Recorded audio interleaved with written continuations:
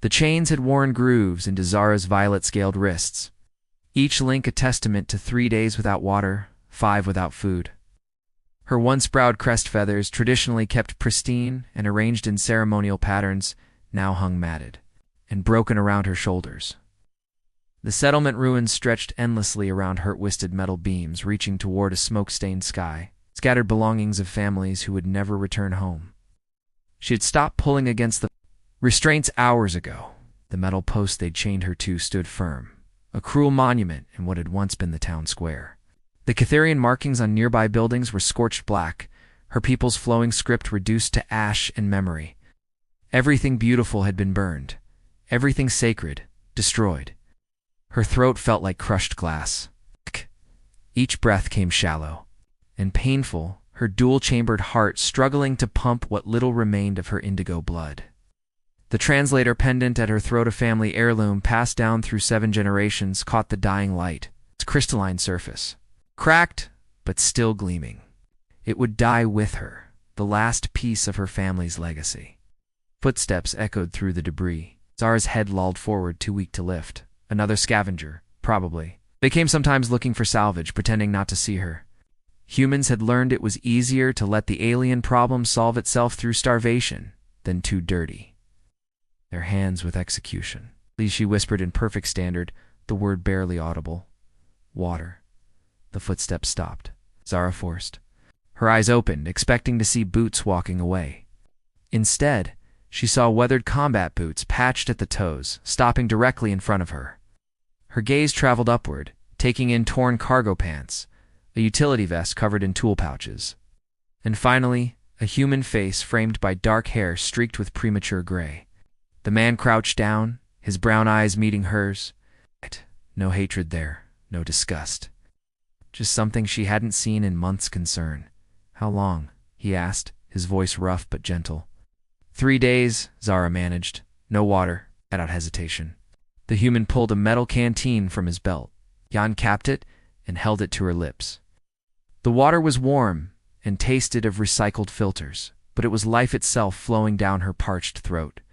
She drank greedily until he pulled it back. He said, "Too much at once will make you sick." His hands moved to examine the chains. Heavy-duty military restraints, designed for Catherian physiology. Zara watched as he pulled a plasma torch from his vest, its blue flame reflecting in his determined eyes. "Why?" she asked. The word came out stronger now, touched with the musical quality of her native tongue. The human paused in his work, because someone chained a person to a post and left them to die. That's reason enough. The torch hummed to life. Sparks flew as he cut through the first chain link, then the second. The metal fell away with a heavy clang that echoed through the ruins like a bell tolling freedom. Zara's arms dropped to her, sides nerveless and weak. The human caught her before she could fall forward, his cloak threadbare but clean wrapping around her shivering form. "Can you walk?" he asked. She tried to stand and immediately stumbled.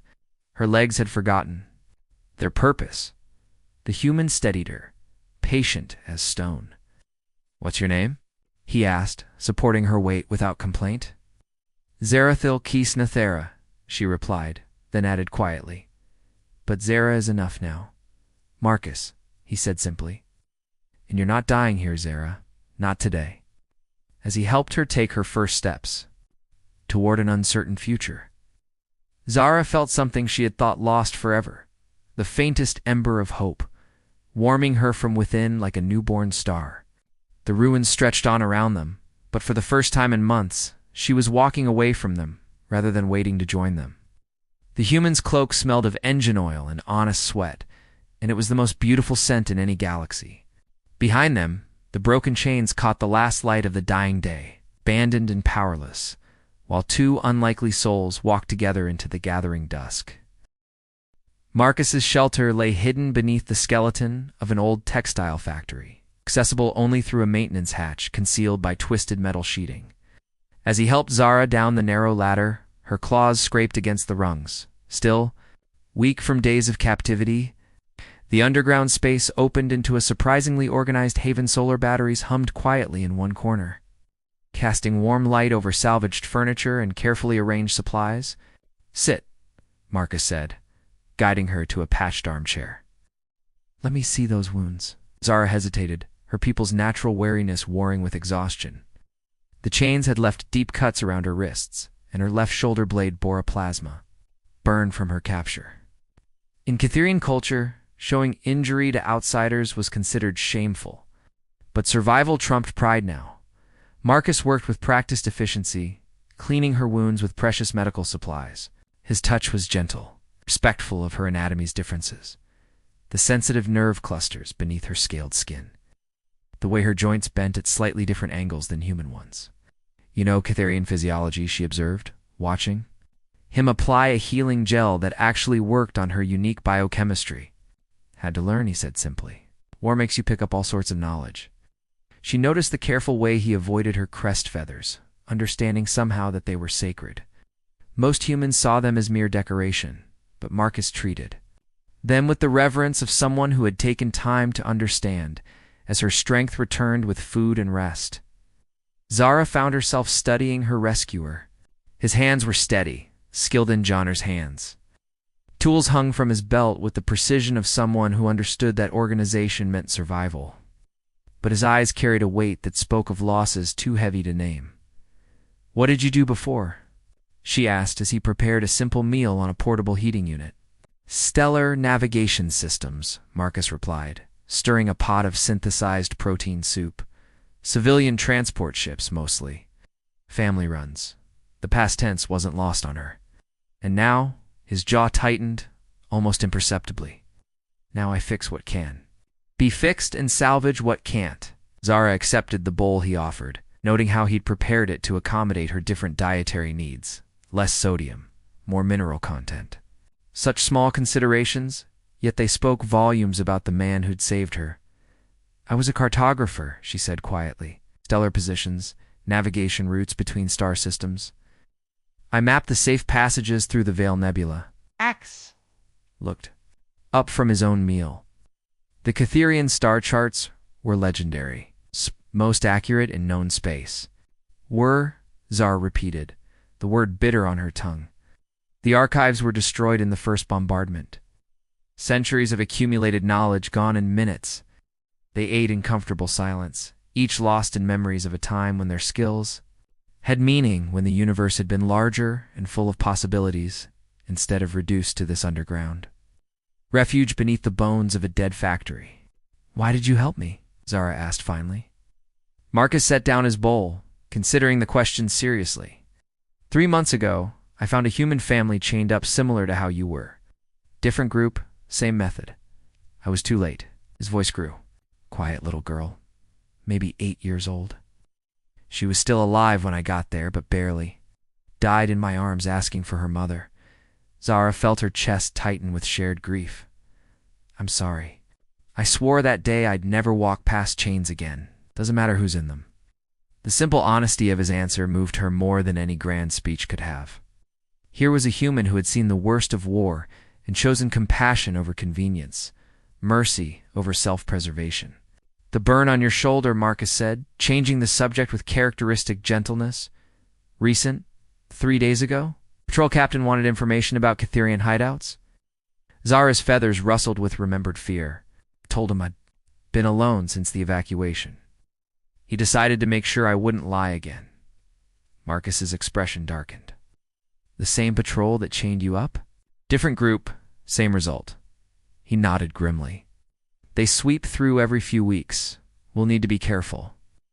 That single word we hung in the air between them like a bridge across an impossible divide. Zara looked around the shelter with new eyes, seeing not just a hiding place, but the beginning of something she'd thought lost forever, a place where she might belong. Outside. The wind carried the scent of distant fires and the machinery of war. Inside, 2 survivors from different worlds shared warmth and the fragile promise of tomorrow. The old man appeared like a ghost in the doorway, his silhouette framed against the morning light filtering through the factory's broken windows. Zara's combat reflexes, honed by months of survival, sent her diving for the plasma cutter Marcus. Kept near his workbench, her wounds protested the sudden movement, but adrenaline overrode the pain. Peace, child, the stranger said, raising weathered hands that held no weapons. I come seeking knowledge, not conflict. Marcus emerged from the storage alcove, tension radiating from his shoulders.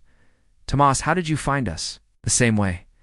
I find all lost things, the elderly man replied with a gentle smile, very carefully and with great patience. Tomas stepped fully into the shelter, revealing a figure that defied easy categorization. His clothes were an eclectic mix of academic robes patched with military fabric, civilian boots reinforced with salvaged armor plating. Most striking was the satchel he carried, crafted from some kind of bioluminescent material that pulsed with soft, rhythmic light. You're the archivist, Zara whispered, recognition dawning. The one they say preserves forbidden knowledge. Forbidden. Tomas chuckled, settling uninvited into Marcus's spare chair. Such a dramatic word for simple record-keeping. Marcus remained wary. What do you want, old man? Instead of answering directly, Tomas opened his satchel and withdrew a crystalline data core that made Zara's breath catch. The geometric patterns etched into its surface were unmistakably Cytherian specifically, the housing for a stellar cartography archive. Where did you get that? Zara's voice trembled with emotion. The university library, before they burned. Tomas replied. I've been collecting such items for 15 years, ever since the first cultural cleansing campaigns began. Books, artifacts, data cores, anything that preserves the knowledge of what we're losing. He activated the core with a gentle touch. Holographic star charts bloomed in the air above them, constellations Zara recognized from her childhood studies.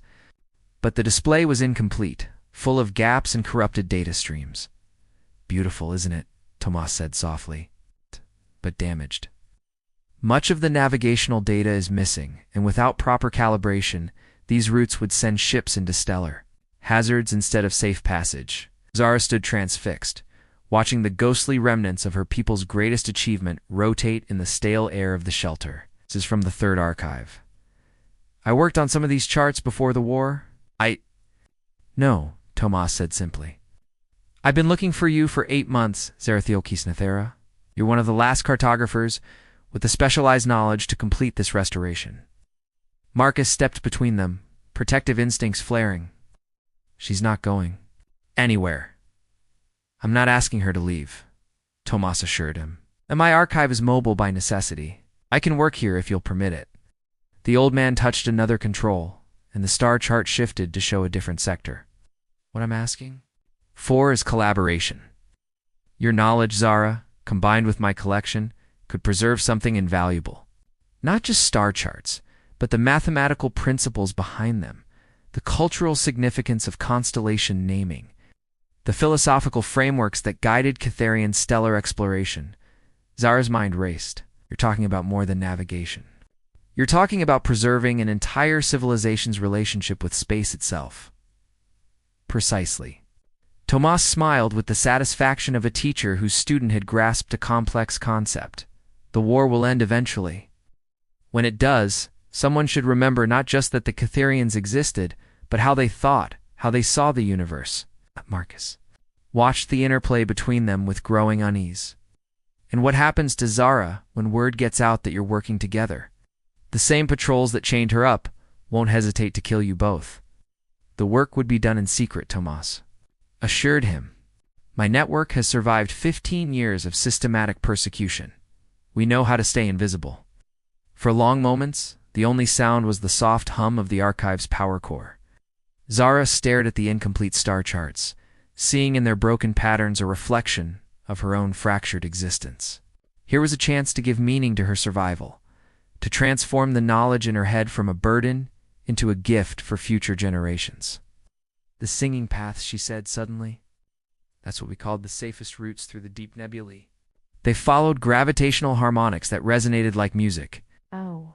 No other species ever understood the mathematical beauty of those patterns. Tomas leaned forward, his eyes bright with scholarly hunger. Can you reconstruct them? Some of them, Zara replied. The ones I knew by heart. She looked at Marcus, seeing in his expression the same conflict she felt. Safety lay in remaining hidden, invisible. But what was the point of survival if nothing of value survived with you? We'll need better security measures, Marcus said finally. Motion sensors, encrypted communications. If we're going to do this, we do it right. Tomas nodded gravely. Agreed. The knowledge we preserve today may light the way for tomorrow's peace. As the three unlikely collaborators began planning their secret work, the holographic stars continued their ancient dance above them, waiting patiently to be made whole again. The proximity alarm's shrilled tone shattered the morning quiet, sending Marcus scrambling for his security console while Zara instinctively reached for the weapon harness she now kept within easy reach. 3 weeks of working with Tomas had made them all paranoid about discovery. But the sensors showed only a single figure approaching, and the biosignature was distinctly non-human. Catherian Marcus reported, his voice tight with tension, moving fast, injured from the heat signature. Feathers bristled with conflicting emotions. Another survivor. After months of believing herself alone, the possibility of seeing one of her own people again filled her with desperate hope and inexplicable fear. The stranger burst through the concealed entrance with the fluid grace typical of Catherian physiology. Despite obvious exhaustion, Zara's scales were violet-hued. This newcomer's were deep crimson, with crest feathers arranged in the angular style of the military castes. A female, roughly Zara's age, with the lean build of a warrior Zarathiel. The stranger's voice carried the formal cadences of High Catherian. I am Nixandra Velkorith. I have been searching for you. Zara rose slowly, her heart hammering. She hadn't heard her full name spoken in their native tongue since the evacuation. How did you know I was alive? The old humans network, Nix, replied, gesturing toward Tomas, who had remained diplomatically silent in his corner. Word spreads among the survivors. There are more of us than you think. No. Marcus stepped forward, his hand resting casually on his sidearm. More of you where? Nix's gaze shifted to him, and her expression hardened with naked contempt. A pet human. How... quaint. He saved my life, Zara said sharply, switching to standard so Marcus could understand. Show respect. Respect. Nix's voice rose, her crest feathers flaring in the traditional display of outrage. For the species that bombed our worlds to ash, that hunted us like animals, that chained you like a slave. She pulled up her sleeve, revealing burn scars that Zara recognized with horror, interrogation marks, applied with systematic precision. I've spent 8 months in human custody. I know exactly what their mercy looks like. The tension in the small space became suffocating. Marcus had gone very still, his expression unreadable. Tomas continued his work at the archive station, but Zara could see his shoulders tense. Not all humans, Zara began, are the same, yes. Nix cut her off. I've heard that lie. From the doctor who healed my wounds between torture sessions, from the guard who gave me extra water before selling information about our hideouts, to the death squads. They're very good at small kindnesses that mask their greater cruelties. She moved closer to Zara, switching back to High Catherian. Sister, I bring word from the Wandering Star. Captain Thulkin managed to get one of the colony ships operational. 300 survivors, maybe more. They're building a new settlement in the Outer Rim, beyond human-controlled space. Zara felt her world shift. A colony ship. Survivors. The possibility of a future with her own people instead of this precarious existence hiding among the ruins of war. When do we leave? She asked, though part of her already knew the answer would complicate everything. Tonight, Nix replied. There's a supply run hitting the depot at Sector 7. We can slip aboard, be off-world before dawn. But we go alone, no human complications. Marcus spoke quietly. She's free to choose, of course. But Nix whirled on him, her warrior's training evident in the fluid way she moved. Free? You think keeping her here, dependent on your charity, is freedom? You've made her forget what it means to be Catherian. Stop. Zara's command cut through the air like a blade. Both of you. She looked between her rescuer and her own people's representative, seeing in their faces the impossible choice that had been building since the moment Marcus first cut her chains. Safety with her own kind, or loyalty to the human who had shown her more genuine kindness than some Catherians ever had. The archive work, she said slowly. If I leave now, the star charts remain incomplete. Future navigators won't be able to find the safe passages. Let the humans plot their own routes to destruction, Nick spat. Psst. Why should we care? Because Tomas spoke for the first time, his voice gentle but firm. Knowledge belongs to the future, not the past. What Zara is helping preserve could benefit everyone, human and Catherian alike.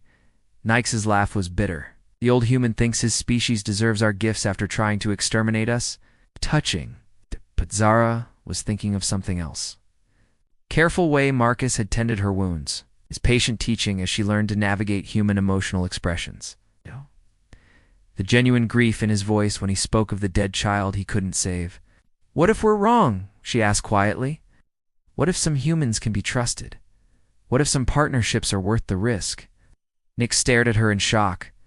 You would choose them over your own people? I'm choosing all of them, Zara replied. Survivors on the colony ship deserve to inherit their ancestors' navigational knowledge. Marcus and Tomas deserve to see their work preserved. And maybe, just maybe, the future deserves to see that not every bridge has to be burned. The silence that followed was broken only by the soft hum of the archive's power systems and the distant sound of wind through the factory ruins. 3 species, 3 different visions of survival. Facing the hardest choice of all, whether to trust or to run, Nix's hand moved to the ceremonial blade at her belt. And for a moment, Zara wondered if old prejudices would win after all. Captain Vale's weathered face showed no emotion as she studied the holographic display projected above Tomas's archive core. Her resistance uniform was clean but patched, bearing the insignia of someone who had fought in too many battles and lost too many soldiers. Behind her, 2 guards maintained professional alertness while trying not to stare at the Catherian refugees. The Thornfield Passage, Vale said finally, pointing to a section of Zara's reconstructed star charts. My scouts report heavy Dominion fleet presence there. If your maps are accurate, we could bypass their entire blockade and deliver supplies to the Outer Rim colonies. Nix remained silent in the corner, her arms crossed and crest feathers flat against her skull in a display of barely contained hostility. She had agreed to this meeting only after Zara promised to hear what the colony ship needed before making her final decision. The passage exists, Zara confirmed, but it requires precise gravitational calculations. 1 degree off course, and the tidal forces will tear a ship apart. Which is why we need you, Vale continued. Not just the charts, your expertise to guide the navigation in real time. Marcus stepped forward from his position by the workbench. What's the mission, Captain? Vale's expression hardened. Medical supplies, food synthesizers, and civilian evacuation shuttles for the Epsilon Station refugees. 3,000 people, mostly families, trapped in a dead system with no way out. The Dominion wants them as forced labor. We want them alive and free. Human refugees, Nick said coldly. Why should we risk our lives for your people? Because, Tomas interjected gently, survival isn't a zero-sum game anymore. The Dominion considers all non-aligned species equally expendable, Vale nodded. Intelligence reports confirm they're planning to hit Catherian settlements next. Your colony ship won't stay hidden forever. The tactical display shifted, showing ship movements and projected attack vectors. Zara studied the patterns with a cartographer's trained eye, seeing the broader strategic picture emerging. They're herding everyone toward the core systems, she realized. It's consolidating populations where they can be controlled. Or eliminated, Vale added grimly. The outer colonies are humanity's last hope for freedom, just like they're yours for rebuilding. Nix finally spoke, her voice tight with old pain. Pretty words from a species that spent 2 years trying to exterminate mine. Vale met her gaze. Steadily, you're right, we did that. Some of us are trying to do better now. The honesty of the admission seemed to surprise Nix more than any justification could have. She glanced at Zara, something shifting in her expression. The colony ship needs those supply routes, Marcus observed quietly. Not just for the immediate evacuation, but for long-term survival. Cut off from trade networks, your people are Just as trapped as the human refugees, Zara felt the weight of decision pressing down on her. Around her, representatives of three groups waited, the human resistance fighting for freedom, the Catherian survivors seeking a new home, and the archivists trying to preserve knowledge for future generations. Each choice meant abandoning the others. Unless, what if we expand the mission? She said suddenly. Captain, your evacuation route to the outer rim passes within 2 days' journey of the colony ship's position. Vale's eyes sharpened. With interest, you're suggesting a joint operation. Coordinate the supply runs with passenger transfers. Humans who want to join the colony? Catherians who want to help the resistance voluntary integration instead of enforced separation? Nyx hissed softly. You're talking about mixing our peoples. I'm talking about giving everyone choices, Zara replied. The war forced us into separate camps. Maybe peace means building something new together. She looked at Marcus, seeing in his eyes the same hope she felt growing in her chest. The star charts work for everyone, or they work for no one. Doesn't recognize species boundaries. Tomas smiled with quiet satisfaction. Spoken like a true scholar. Vale extended her hand, a human gesture that Zara had learned meant commitment. If you'll guide us through the Thornfield Passage, I'll guarantee safe passage to any Catherian who wants to join our colonies, and protection for any human who wants to join yours. Nyx stood frozen for a long moment, staring at the offered hand. Finally, she spoke in High Catherian. Our ancestors mapped the stars to find new worlds. Perhaps it's time their children learned to share them. She stepped forward and clasped Vale's wrist in the traditional Catherian gesture of alliance. But I pilot my own fighter, and if you betray us, I'll personally hunt you through every system in the galaxy.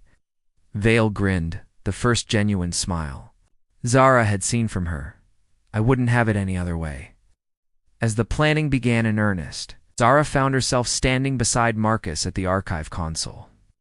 Watching the completed star charts spin in their holographic display, the gaps had been filled, the safe passages mapped, the dangerous routes clearly marked.